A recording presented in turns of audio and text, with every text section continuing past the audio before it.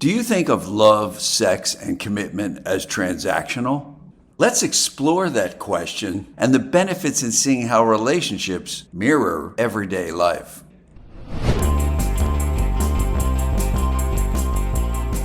Hi, it's Ken with 21traits.com, where you can take the free 90-second quiz that instantly identifies your critical compatibilities to date more efficiently and find the right partner faster. Love has been defined and expressed in many ways. We can agree it's a powerfully deep emotional connection that transcends time and the physical world. We can also agree that love, together with sex and commitment, form a kind of relationship trifecta, the three things we associate with the ultimate relationship, what's needed to get traction and go the distance. But do love, sex, and commitment always travel together? I think you know the answer. What if you're lucky enough to find all three? Are those relationships always permanent?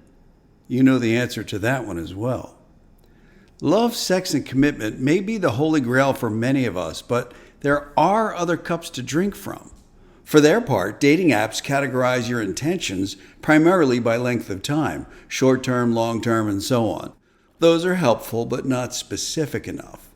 We dive deeply into that in episode 310, Long-Term Arrangement. I encourage you to listen to that episode. Some apps are getting a little better at this now, plus you can write in your own goals and what you're looking for, which is smart. It takes just a few minutes and increases the efficiency of your search. Commitment means dedication over the long term, something that takes time by definition, while love and sex can exist independent of time and of each other. Whether you focus on one or more of these, love, sex, commitment, is up to you.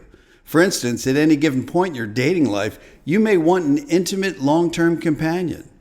Or you may prefer something without intentions or time frame. There are any number of cups to drink from, driven by who you happen to meet and what's going on in your life. Getting back to impermanence, why contemplate it? Because relationships sometimes fall short of what we hope due to impermanence, which is due in turn to the transactional nature of relationships. And by transactional, I mean the tens of little exchanges and interactions that take place between you and your partner on a regular basis, the give and the get. Here, I'm referring to the collective acts, favors, expressions, conversations, everything that adds up to supporting and sustaining a relationship. Not money or a this for that type thing, just the overall what you do for each other. This can be as simple as just listening to your partner. You don't tally these transactions, of course, and you don't need to. They're readily felt and intuited over time. Wouldn't you agree? If you let go of the traditional meaning of transactional as administrative, and you think of it as an ongoing stream of actions and communication, you begin to see that a relationship, in fact, everything in life, is transactional. The dictionary tells us so. The first definition refers to exchanges for goods and services. The second is a communication or activity involving two parties that affect each other reciprocally.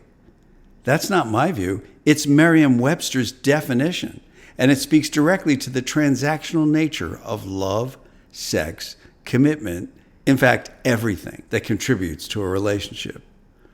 When you think about it, the love languages are really just your preferred transactions. Your partner feels love through gifts and touch, you through time and affirmation. Now that you've agreed to what you're giving and getting, all that's left is to decide where to go for dinner. So if you want to put the odds of permanence in your favor, you need to manage the transactional nature of your relationship. When you're in one, however long it takes to get there, you need to ask yourself two very simple yet very important questions. Am I giving enough? Am I getting enough? These questions go to the heart of transactions and value. Are you giving enough? Are you getting enough? You get to decide what enough means, the degree and amount of which qualities, activities, and exchanges you value most. It will distract you to the point of delusion to ignore the question each of us asks, instantly and unconsciously, in tens of daily exchanges. What's in it for me?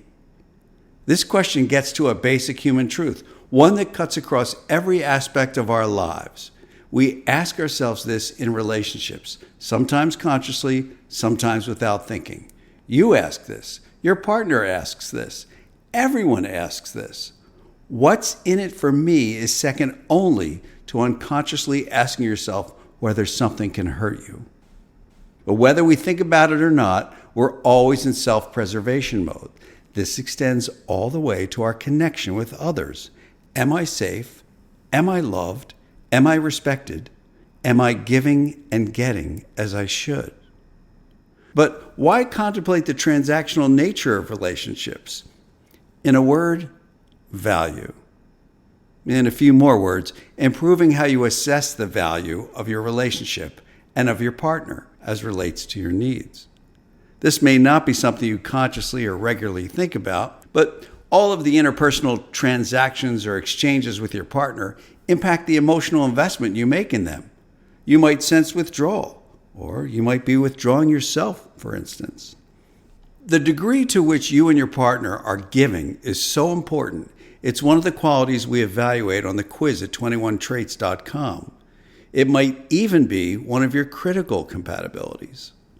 Are you giving enough, getting enough, relates to whether or not the transactions in your relationship are in balance, or whether one of you is doing all the giving, one all the taking. Maybe that works for you. For most of us, it does not. But there's a second bigger picture aspect to this transactional lens. Aside from all those day-to-day things we just talked about, there's the relationship you were in before, the one you're in now, and the one you're in next. From this perspective, we're referring to the entire relationship as transactional. Now, that may at first sound a little crude, but it's actually a reasonable way to navigate and evaluate. Aware of impermanence, aware of your value, aware of your needs, and whether or not they're being met. If a relationship does end, it's far more significant, but no different from a bottle of wine after you drink it. It's not that you never enjoyed it, it's just gone. The bottle is empty. No matter how long you had it, it becomes a memory, another example of impermanence. Hopefully the memories are good. Some end well, some not so well. But either way, the good news is there are always other bottles. Always. As an aside, I think some of us get caught up in thinking about the future at the expense of the now, of let's see where this goes, one day, one date at a time. In any case, you can't predict the degree of joy and permanence of a relationship, but hope, kindness, and a positive outlook is a great way to conduct your search online and in person.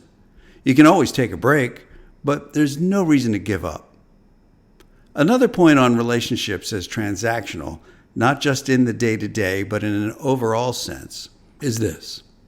When a relationship ends, what do you eventually come around to doing? Exactly. Replacing it. Looking for someone else. A new partner. Whether it's love, sex, commitment, compatibility, timing, or circumstances, you find yourself dating again. Even if you've only been in a few relationships, it's hard to argue they're not transactional. Whether you pay for your workout studio by the visit or long-term membership, the relationship ends when you stop paying.